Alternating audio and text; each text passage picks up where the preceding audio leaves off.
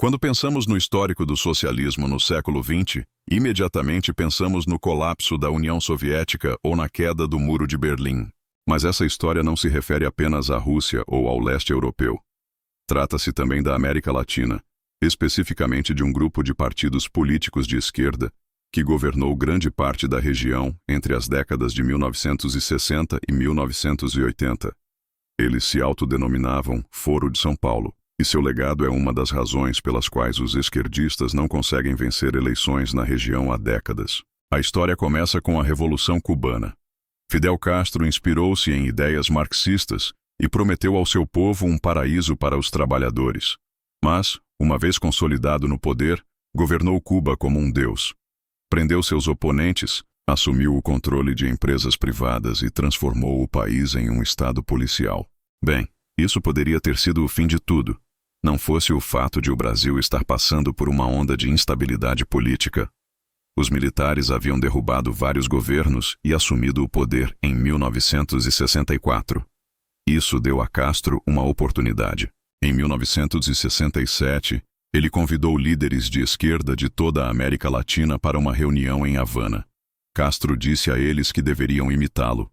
Especificamente, ele os instou a lançar uma guerra de guerrilha contra seus próprios governos.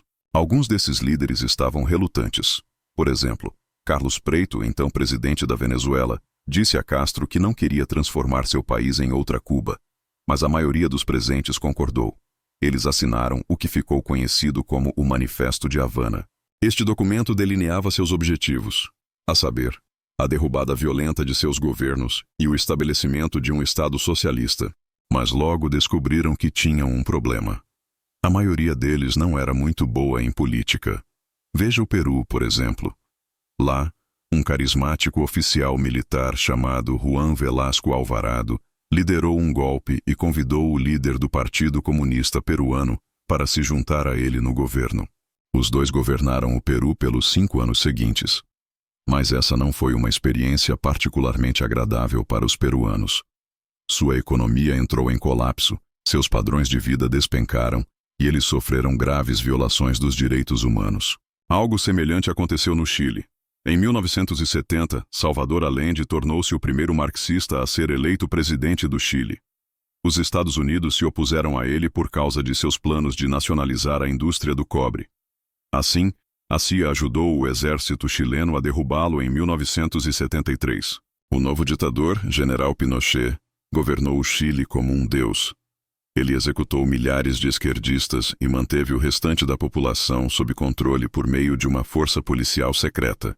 Enquanto isso, os outros países da América Latina também continuavam a deslizar em direção à autocracia. A Argentina elegeu um presidente populista chamado Juan Domingo Perón. Ele governou a Argentina como um deus, impôs controles rígidos de preços, redistribuiu terras aos camponeses e manteve os militares satisfeitos iniciando uma guerra com a Grã-Bretanha pelas Ilhas Malvinas. Em resposta, os Estados Unidos forneceram mais de $1 bilhão em ajuda às forças antissocialistas em toda a América Latina. Não é de surpreender que isso tenha surtido efeito. Na década de 1990, a região já estava cansada do socialismo. Os eleitores levaram candidatos neoliberais ao poder, como o chileno Augusto Pinochet, o peruano Alberto Fujimori e o argentino Carlos Menem. Este é o legado do Foro de São Paulo. Um grupo de esquerdistas idealistas se reuniu na década de 1960 e decidiu reconstruir seus países à imagem de Cuba. Bem, a suposta revolução terminou em desastre. Ou entregaram o poder aos militares ou foram destituídos do cargo. De qualquer forma, seus governos estavam acabados. Somente na Nicarágua, os sandinistas conseguiram manter o controle. Mas mesmo lá, tiveram que dividir o poder com um governo da contra-revolução apoiado pelos EUA. Em suma, o Foro de São Paulo foi um fracasso.